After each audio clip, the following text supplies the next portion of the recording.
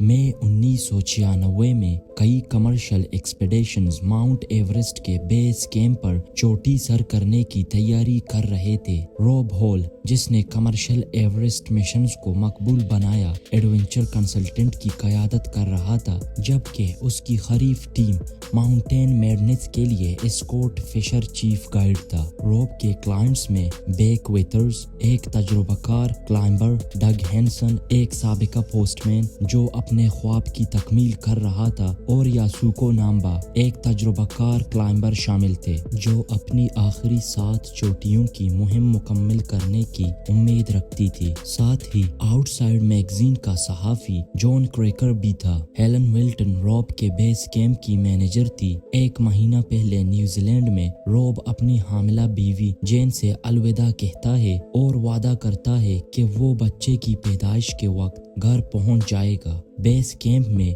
Rob को जेन की तरफ से फैक्स मौसूल होती है जिसमें बताया जाता है कि उनका होने वाला बच्चा लड़की है। वो इसका नाम सारा रखना चाहता है, लेकिन जेन मुत्तफिक नहीं होती। क्लाइंबर्स की तादाद बढ़ जाने की फिक्र करते हुए रॉब स्कॉट को कायल करता है कि वो तावान करे ताकि ताखीर कम हो सके। चोटी सर करने की कोशिश में रॉब का ग्रुप कैंप 4 से तुलू फजर से पहले रवाना होता है। इनका मंसूबा है कि वो दोपहर 2 बजे तक चोटी तक पहुंचकर नीचे आना शुरू करें, जो कि वापस आने का आखिरी महफूज वक्त होता है ताकि वो रात होने से पहले वापस पहुंच सके। उन्हें ऊपर के रास्ते में गाइड की रस्सियां ना होने की वजह से 1 घंटे से ज्यादा की ताखीर का सामना करना पड़ता है। बैग की बीनाई में मसला हो जाता है और वो रुक जाता है। रॉब उसे कहता है कि अगर उसकी हालत आधे घंटे में बेहतर ना हो तो वो वापस बेस कैंप में चला जाए।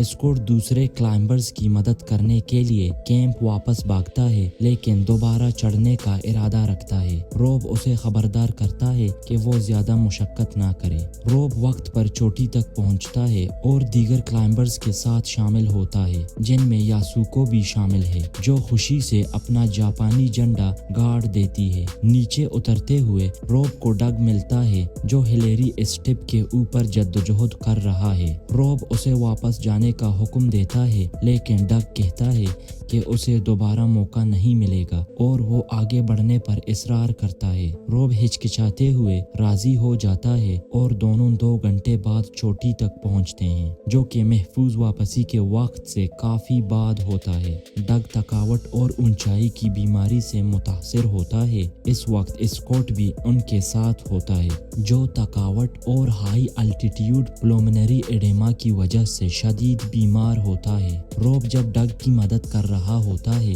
तो एक बर्फानी तूफान आ जाता है, जबकि डग की ऑक्सीजन की बोतल खाली हो जाती है और उसे हाइपोजिया हो जाता है। इजाफी ऑक्सीजन की बोतलें वहां नहीं होते जहां रॉब ने कहा था, और वो हेलन को रेडियो करता है कि मजीद ऑक्सीजन भेजी जाए। रॉब जब डग को थोड़ी देर के लिए अकेला छोड़ता है तो डग नेम बेहोशी में अपनी गाइड रस्सी से खुद को अलग कर लेता है और पहाड़ के तंग रास्ते पर लड़खड़ाते हुए चलता है, फिर खामोशी से नीचे गिरकर अपनी जान दे देता है। स्कॉट की हालत मजीद बिगड़ जाती है। वो अपने साथी क्लाइंबर्स को कहता है कि वो उसे छोड़कर नीचे उतर जाएं। वो लेट जाता है और बाद में इंतकाल कर जाता है। नीचे उतरते क्लाइंबर्स बेक तक पहुंचते हैं, जिसकी बीनाई अभी भी खराब होती है, लेकिन सब रास्ता भूल जाते हैं क्योंकि बर्फानी तूफान ने रास्ता मिटा दिया होता है। 3 क्लाइंबर्स मदद के लिए जाते हैं और बेक और यासुको को पीछे छोड़ देते हैं।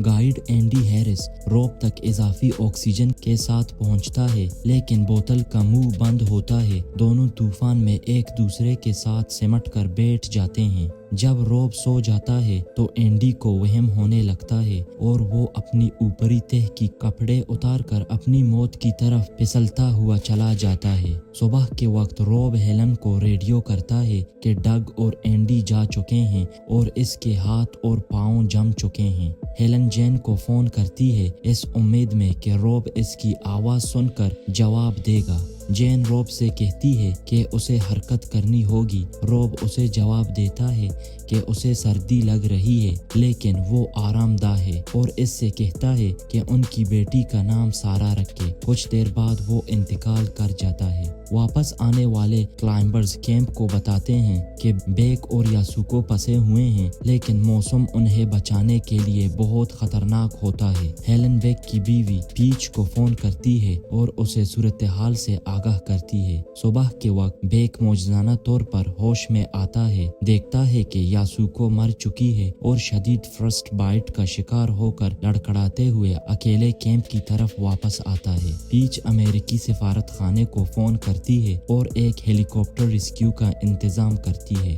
नेपाल आर्मी का pilot lieutenant colonel Madan Khatri Chhetri एक बुलंद मकाम पर मिशन लेकर बेक को हॉस्पिटल ले जाता है। इस दौरान एस्कॉर्ट का एक गाइड अनातोली बोकरीफ इसकी लाश ढूंढकर उसे रास्ते से हटा देता है। घर वापस पहुंचकर हेलन का जेन के साथ जज्बाती मिलाप होता है, जो बाद में अपनी बेटी को जन्म देती है और इसका नाम सारा रखती है। बेक अपने खानदान के पास वापस आता है, सख्त पट्टियों में लिपटा हुआ। आखिरी अनुमानात नाजरीन को बताते हैं कि बेक ने फ्रस्ट बाइट की वजह से अपने दोनों हाथ और नाक खो दिए और रॉब की लाश अभी भी एवरेस्ट पर मौजूद है।